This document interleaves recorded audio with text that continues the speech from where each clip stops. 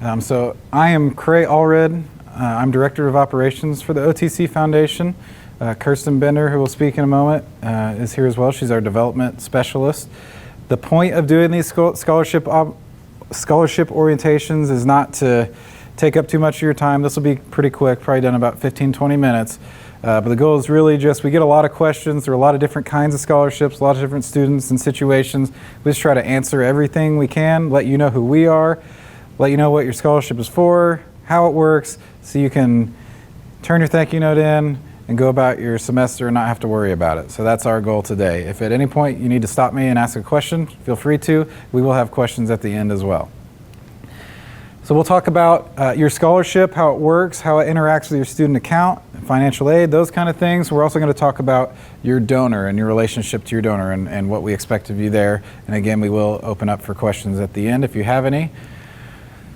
So there are different types of scholarships that might come into play for you as a student at OTC.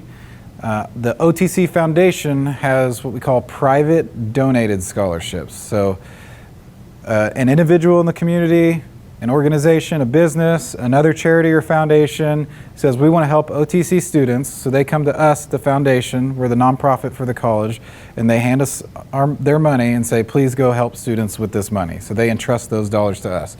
That's what you've received. You've received a scholarship from the generosity of a donor. OTC, the institution, the college, has institutional scholarships. That's just the college directly giving you a scholarship. So it's coming out of our own budget. Those scholarships are disconnected from foundation scholarships. Those are administered by the financial aid office. A lot of students don't know that there are two different types of scholarships like that at OTC. There are two different applications at this point. So if you received a foundation scholarship and didn't realize that was there, I'd encourage you to search the OTC website for scholarships and find those as well. They don't compete with each other, so it's not like you have to pick one or the other or anything like that. We just encourage you to apply. It's always worth applying. Our deadlines are the same for applying for both institutional and foundation scholarships. Currently, we are accepting applications for the spring 2022 semester, and we would encourage you to go ahead and apply for that, even though you've got a scholarship right now, and I'll explain a little bit why in a moment. There are also these external or third-party scholarships that are less common, but you may have received one. I just want to make sure I touch on that. If you've Googled scholarship, found a website, found a foundation, and applied to them, and they select you for a scholarship outside of the OTC world, basically the only thing OTC has to do with that is just we accept the check if they send it to your student account services on your behalf. So if it's a foundation scholarship, the foundation has it, obviously. If it's institutional scholarship, you would ask financial aid about it. And if it's one of those external third-party scholarships, that'd be student account services. Of course, you're welcome, since you're a foundation recipient, you're welcome to call us and we can help sort that out for you as well. We might just not have the final answer depending on which type of scholarship it is. A foundation scholarship is not a gift that we hand to you through a check or cash gift. It's one that we apply directly to your student account. So you should see it on there at this point in the semester. If you've got the notice, you've got an award, you should see it showing up as applying to your tuition and fees at OTC. It does not affect your financial aid eligibility, so you don't have to worry about, well, I got this scholarship, does that mean that my Pell Grant's going to change or something like that? It does not jeopardize or interfere with any of that. Most OTC Foundation scholarships are refundable.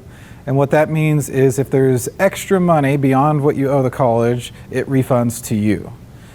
So if you have a $1,000 bill from tuition and fees, you get $500 in Pell, $500 in an institutional scholarship, and then you have a $500 foundation scholarship.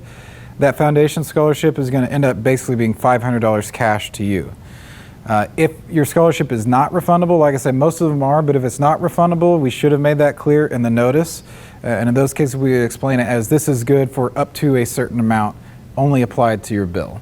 And if you're not sure about it or curious about how that works, again, you can always ask me. I can pull your account directly up and let you know how it's going to work.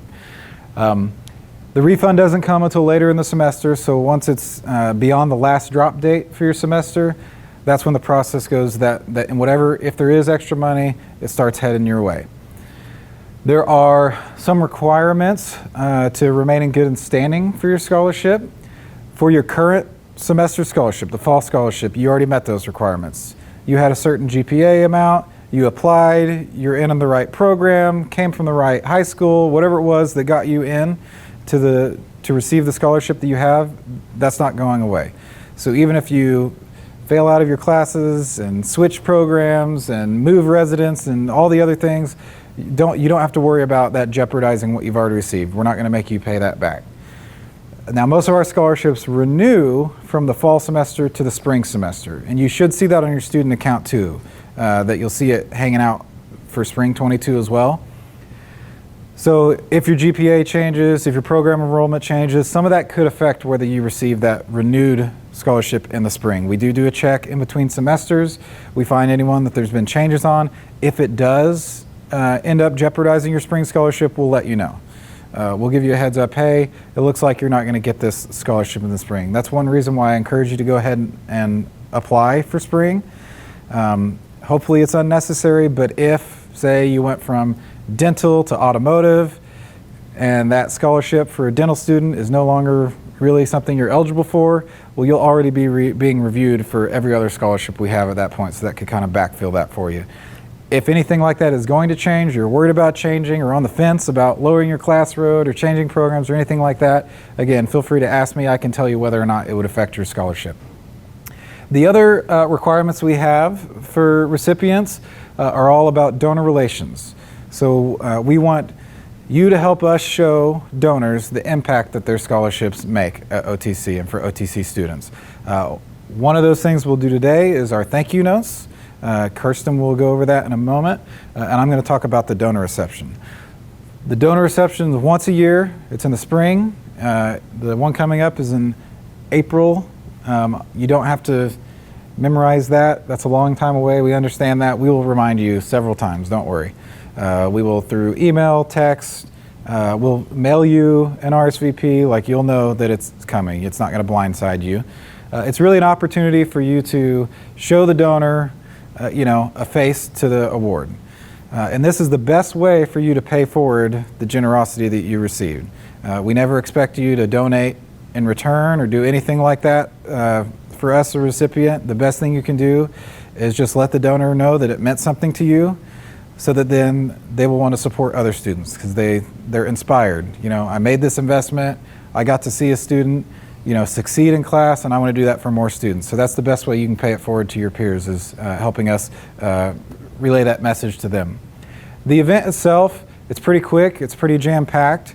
You're in and out within an hour and a half, sometimes shorter. It's downtown at the Old Glass Place. It's not a super formal event, but it's like a nice banquet. So we ask you to dress nicely, maybe like you would for a job interview. You don't need to go out and buy new clothes or anything like that. We don't want to, make it a hardship for you, but dress like you would for a nice dinner or for a job interview. Please don't show up in flip-flops and cut off t-shirt or something like that. That's really all we're asking. It is like I said, it's fairly formal. There's free food. Your donor will be there. There's assigned seatings. It's just you. We don't have room for guests, unfortunately. But we'll have assigned seating. We'll show you exactly where you're going to go. You'll know exactly what to expect. You'll be seated there with other students. Your donor, if they're attending, will be there as well. And then we also have OTC representatives seated at the tables, and their job is to make sure it doesn't feel awkward or stressful for you to carry on conversation for the whole time. So you don't have to worry about, I'm going to have an hour's worth of things to talk about. That's not the case. They'll introduce you. They'll help you know more about your donor and help your donor know more about you. There's icebreaker questions. It really is, students have told us unanimously, even the ones that were really worried about it before they walked in the door, when they're leaving, they're like, okay, that was no big deal. That was fun. It's really a night to celebrate, to just be happy, eat food, and say thank you to the donor. That's our goal. There is also a photo for that, just for you to be aware, but that's another thing. It'll be on the table. It'll say, here's when your photo is going to be taken. We'll call you over the microphone. You walk up there. It's 30 seconds. Smile for the camera. And after your photo's taken, most of the time, you're free to go at that point. Some of our photos we'll take right when you walk in the door, and we'll say, please, stay, eat, hang out a little while. But if you've eaten, met your donor, take your photo. You don't have to wait till the very last minute to leave the event.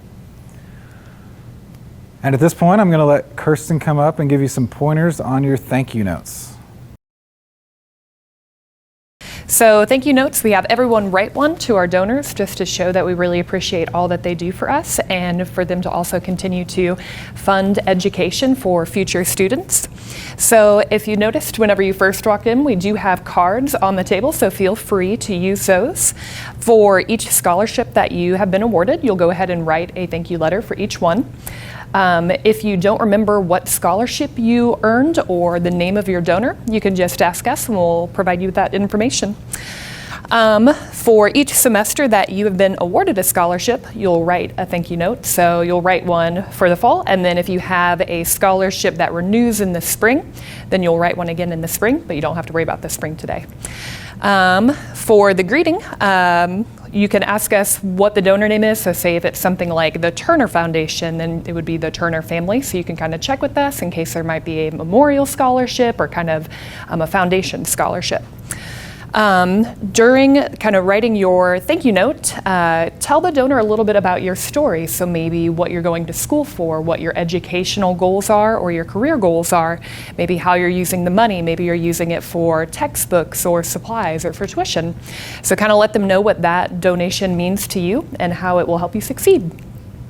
And then at the very end, whenever you are closing, you can use different types of closings like sincerely, with much gratitude. So just make sure that it's personal. And whenever you get done with your card today, you can drop it off to me before you head out. And then if you are watching the video, you can send it to the foundation office at IC 206, or you can also mail it to us.